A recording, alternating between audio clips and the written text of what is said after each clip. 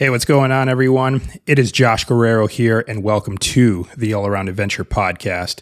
Whether you're joining me for the first time or if you've been listening to the podcast for a while now, I certainly do want to welcome you here.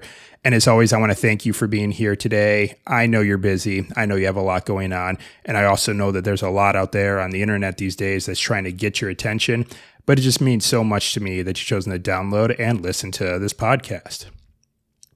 Now, if you are in fact new to this podcast and you're not entirely sure what we're all about here, this is the show where you hear amazing tales from afar and get the all-important life lessons that go along with them. Those will be stories from myself, as well as the amazing guests that I welcome on this podcast. But in this episode, you just have me today. This is a solocast. I don't really have a fancy name for these solocasts like I used to in the past. This is just simply the solo show now. And like I mentioned, I'm just going to be sharing some of my own stories, my own thoughts, my own ideas and insights with you all today.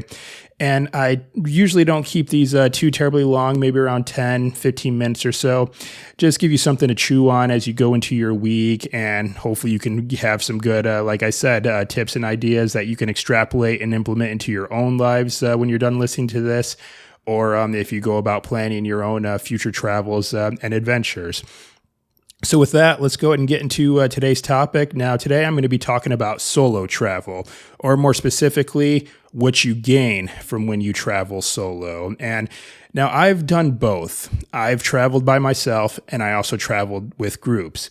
And actually, as a matter of fact, my first international trip to Japan was a group travel trip. I was part of a faculty-led study abroad trip when I was going for my undergrad.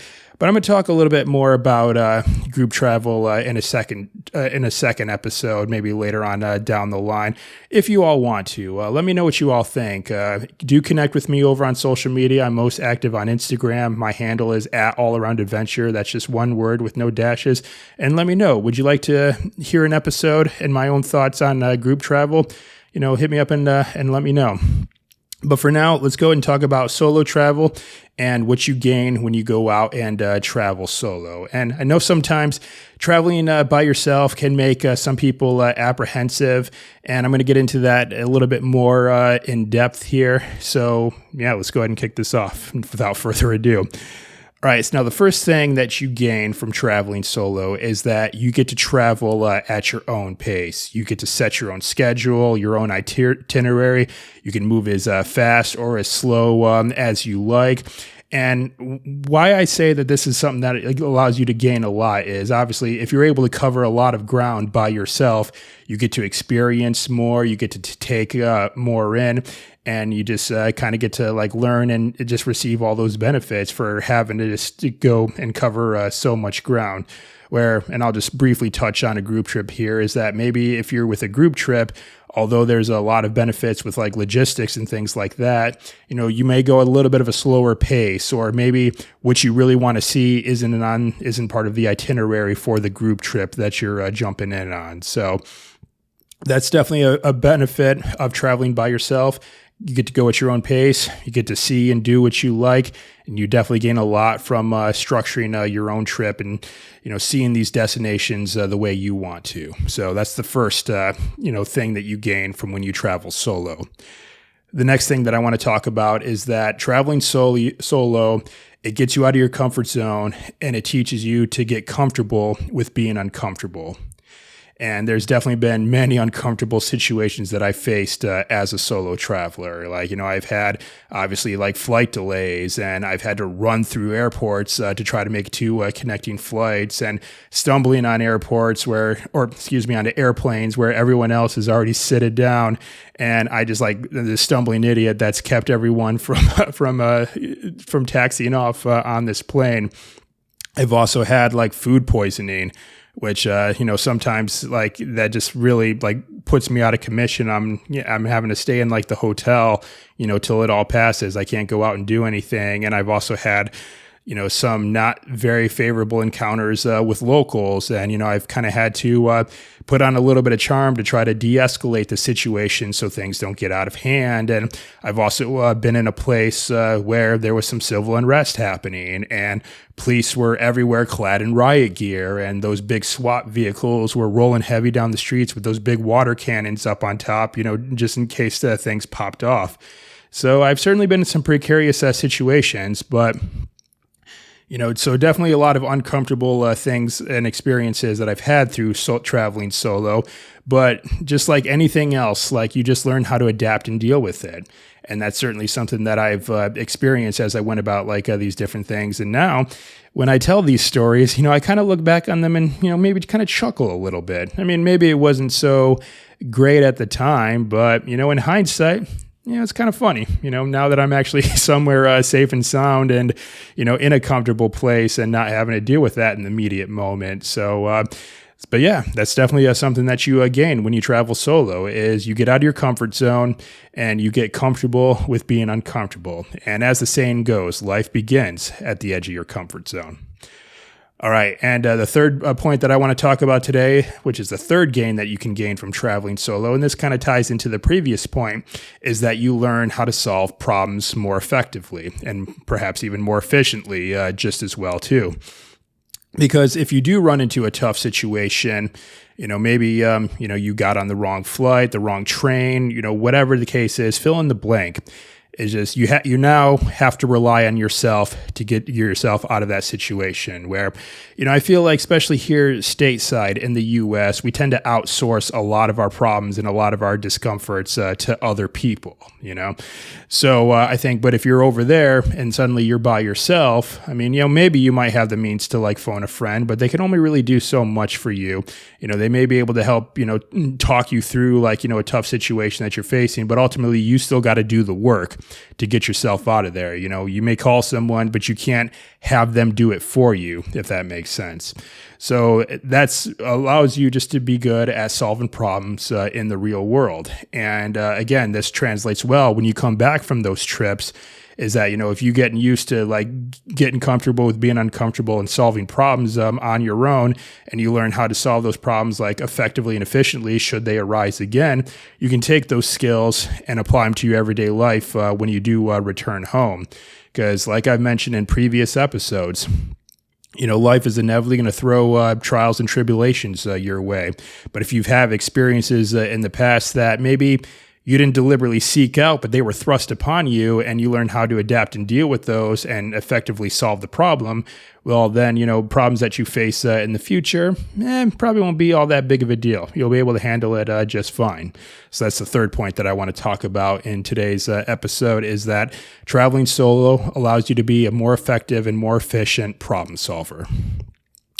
All right, the fourth point that I want to talk about today is that traveling solo allows you to see the world through the eyes of others. And this is definitely something that was pretty cool to experience, especially in some places that I've been, just seeing the world through the eyes of a culture that was entirely different from my own. And I certainly experienced this when I was in Peace Corps and, just living in a rural village in the Gambia in West Africa, not having any electricity or running water, which was pretty much the norm for, everyone that was living in my village. Maybe some people had electricity, but it was spotty at best.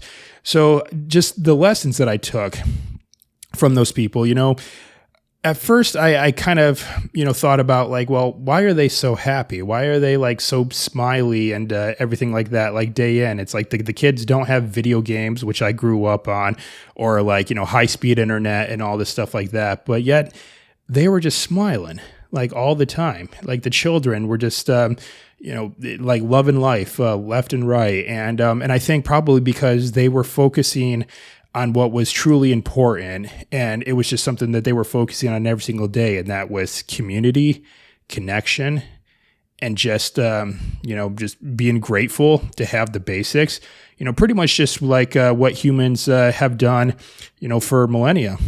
Ever since the dawn of humanity on this planet, that's how we advanced, as a people, as civilizations, as societies, is that we worked together. We fostered community.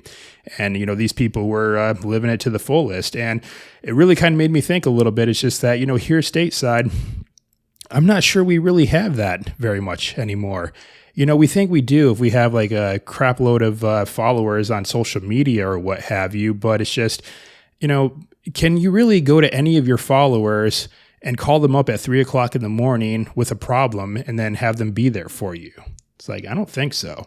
And it's also just kind of strange how, we think we know all these people on social media, but we don't even know who our next door neighbors are. So anyway, that's a whole deep, dark rabbit hole I can get on here, but it's just certainly something that I've experienced when I decided to travel solo, is that, just being able to interact with these cultures that were entirely different from my own and kind of see the world, through, like I said, a different set of eyes, and those lessons that I gained from doing so. All right, so that's point number 4 that I want to talk about today, is being able to see the world through the eyes of others. And then just lastly, point number 5 is that you just simply learn a little bit more about yourself. These new experiences, they can ignite new passions, new inspirations, maybe totally change the trajectory of your life, down the line some way. And, some people for this, we call this the travel bug. When I first went to Japan, all those years ago for my first international travel experience, that was a game changer for me. From there, I just had this desire. I want to see more. I want to do more. I want to make the most make the most of my one shot that I have on this planet. And so traveling solo does that just as well too. Again, when you're solving problems, when you're seeing the world through the eyes of others, and when you're getting out of your comfort zone, there's a lot that you just learn about yourself, your own capabilities, your own interests, your own passions, and everything like that.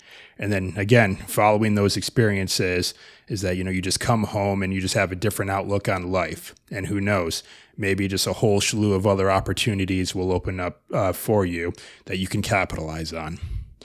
All right, everyone. So like I said, just short, sweet, and simple to the point episode today. But let's just recap those 5 points really quick, things that you gain from when you travel solo. So the first one, of course, is getting to travel at your own pace, getting to see the destination the way you want and how you want to experience it. Number 2, you get comfortable with being uncomfortable. And remember, life begins at the edge of your comfort zone. Tip number 3, you become a more effective and more efficient problem solver, which will carry over when you do come back from those experiences and when you face problems in your everyday life.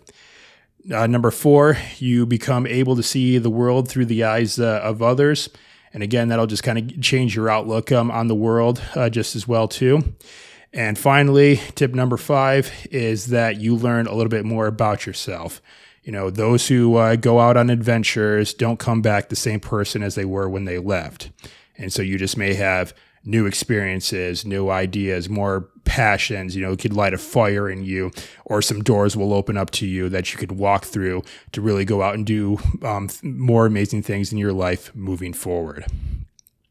All right, everyone, that's going to do it for me today. I really hope you enjoyed this episode. Let me know what you think. And like I said, if you'd like me to do an episode on traveling with groups and what you gain from traveling with others, do let me know. I'm most active on Instagram. My handle is @allaroundadventure. One word with no dashes. And, if you want to get some more episodes and resources, make sure you are subscribed to the podcast wherever you might be listening to it. You can also head over to my website, allaroundadventure.com. You can check out all the resources that we have over there. All right, everyone. And once again, I want to thank you very much for tuning in today. It truly does mean the world to me that you've chosen to download this podcast and listen to it, or watch the video version on YouTube. And I greatly appreciate it, and I certainly don't take it for granted. All right, and be sure to check in next Monday when I feature a brand new episode with another fantastic guest. So you definitely want to check back in for that. But until then, I'm Josh Guerrero. Have an amazing week, and I will see you next time.